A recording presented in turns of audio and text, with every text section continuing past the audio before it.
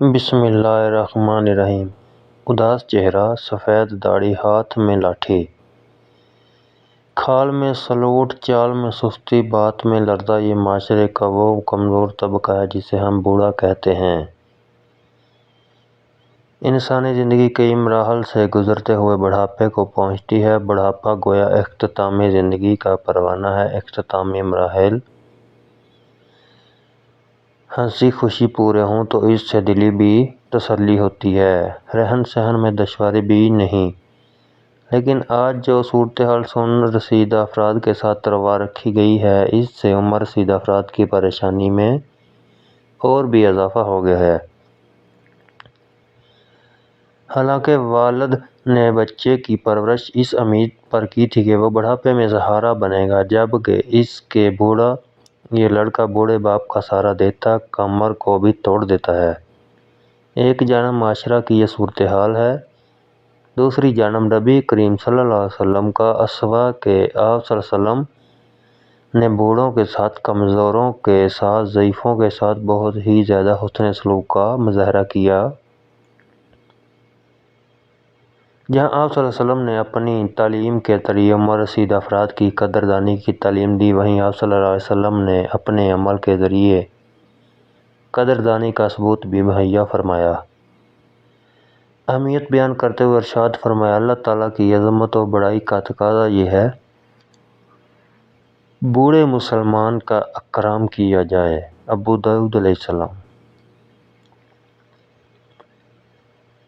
ایک موقع پر آپ صلی اللہ علیہ وسلم نے فرمایا، جس شخص کے بال اسلام کی حالت میں سفید ہوئے ہوں اس کے لیے قیامت کے دن نور ہوگا۔ ترمذی۔ باب ما جاء فی فضل من شاب شیئا، حدیث سے سن رسیدہ افراد کی اہمیت کا بخوبی اندازہ ہوتا ہے۔ آپ صلی اللہ علیہ وسلم نے بوڑھوں کا اکرام و احترام کرنے کی تلقین کرتے ہوئے فرمایا، چھوٹا بڑے کو سلام کرے۔ بخاری شریف۔ بڑوں کے اکرام و احترام کی ایک شکل سلام بھی ہے۔ بڑوں کی عمر، ان کی بزرگی کا لحاظ کرتے ہوئے چھوٹے ہی بڑوں کو سلام کیا کریں تاکہ یہ سلام چھوٹوں کی جانب سے بڑوں کے اکرام کا جذبہ اظہار کرے اور بڑوں کے لیے بھی دل بستگی کا سماں ہو۔ کئی مقامات پر بڑوں کی و بچوں سے اس بات کی شکایت ہوتی ہے بچے انہیں سلام نہیں کرتے۔ فطری طور پر بڑے عزت کے طالب ہوتے ہیں، کیوں نہ ہم ان کے اس تقاضے کا لحاظ کرتے ہوئے اسلام کے ذریعے ان کی جی کو خوش کریں۔ آپ صلی اللہ علیہ وسلم نے بڑوں کی اہمیت اجاگر کرتے ہوئے فرمایا، ترجمہ: برکت تو تمہارے بڑوں کے ساتھ ہے۔ کون ہے جو برکت کا متلاشی نہ ہو؟ کون ہے جو برکت کا طلبگار نہ ہو؟ آج تو کئی ایک بے برکتی کی شاکی ہیں۔ ایسے میں برکت کے حصول کا آسان طریقہ کار یہ ہے کہ بوڑھوں کو اپنے ساتھ رکھا جائے،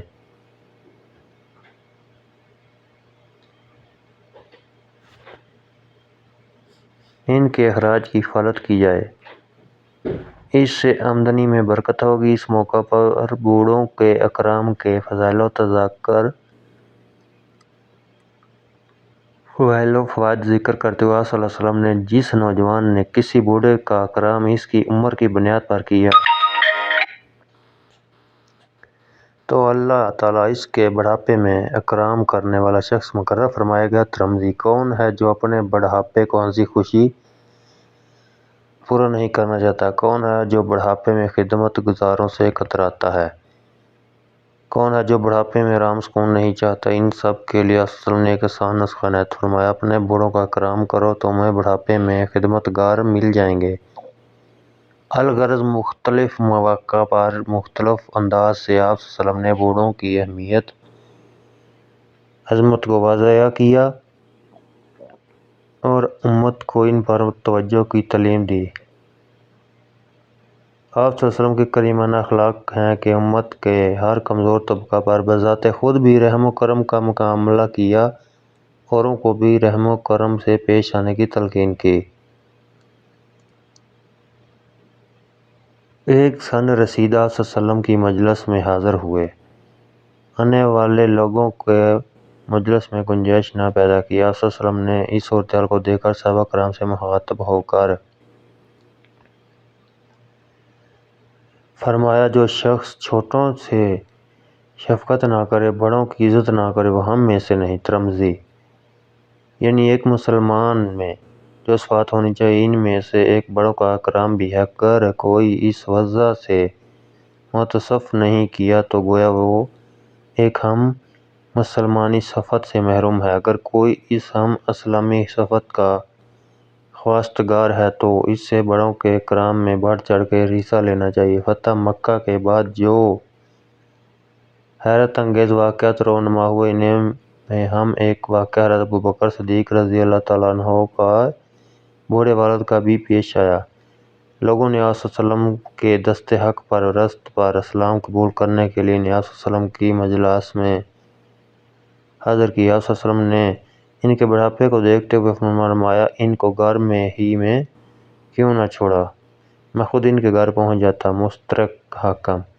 واضح رہے، آپ صلی اللہ علیہ وسلم مکہ مکرمہ میں فاتح بن کر داخل ہوئے ہیں۔ اس کے باوجود بوڑھوں کے ساتھ آپ صلی اللہ علیہ وسلم کا یہ رحمانہ کریمانہ سلوک ہے۔ یہ عمر رسیدہ افراد کی عملی قدردانی ہے، جس کا آپ صلی اللہ علیہ وسلم ثبوت فراہم کر رہے ہیں۔ آپ صلی اللہ علیہ وسلم نے ان کی تعظیم کرتے ہوئے یہ تصور نہ کیا کہ ابو قحافہ ایک طویل عرصہ تک کفر کی حالت میں رہے، اب کفر مغلوب ہوا تو وہ مسلمان ہو رہے ہیں۔ بعض دفعہ انسان سابقہ اختلافات کی وجہ سے کسی کی تعظیم و تکریم سے کتراتا ہے، حالانکہ اس میں ان لوگوں کے لیے سوا ہے کہ سن رسیدہ کی بہر صورت تعظیم کی جائے۔ ابو مسعود انصاری رضی اللہ تعالیٰ عنہ فرماتے ہیں کہ ایک دفعہ ایک صحابی آپ صلی اللہ علیہ وسلم کی خدمت میں حاضر ہو کر شکایت کرنے لگے کہ میں ظہر کی نماز میں فلاں شخص کی طویل قرات کی وجہ سے حاضر نہیں ہو سکتا۔ ابو مسعود رضی اللہ عنہ کہتے ہیں، میں نے اس موقع پر آپ صلی اللہ علیہ وسلم کو جس غضبناک کیفیت میں دیکھا، اسے پہلے کبھی نہ دیکھا تھا۔ آپ صلی اللہ علیہ وسلم نے صحابہ کرام سے مخاطب ہو کر ارشاد فرمایا، نمازیوں میں نماز سے نفرت پیدا مت کرو، لہٰذا جو بھی شخص امانت کرے وہ ہلکی نماز پڑھایا کرے، کیونکہ اس میں کمزور بھی ہیں، بوڑھے بھی ہیں، ضرورت مند بھی ہیں۔ بخاری۔ باب ازل طول الامام کان ارجل ضحیٰ۔ ایک اور موقع پر آپ صلی اللہ علیہ وسلم سے طویل قرات کی شکایت کی گئی تو آپ صلی اللہ علیہ وسلم نے حضرت معاذ رضی اللہ عنہ پر غصہ ہوتے ہوئے فرمایا، اے معاذ، کیا تم لوگوں کو فتنہ میں ڈالنے والے ہو؟ 3 دفعہ آپ صلی اللہ علیہ وسلم نے ان کلمات کو دہرایا۔ بخاری۔ غور و خوض کا مقام ہے کہ سن رسیدہ اور کمزور افراد کی رعایت کا سلسلہ نماز جیسے اہم فرائض سے بھی جاری رہے۔ لائک، سبسکرائب کریں۔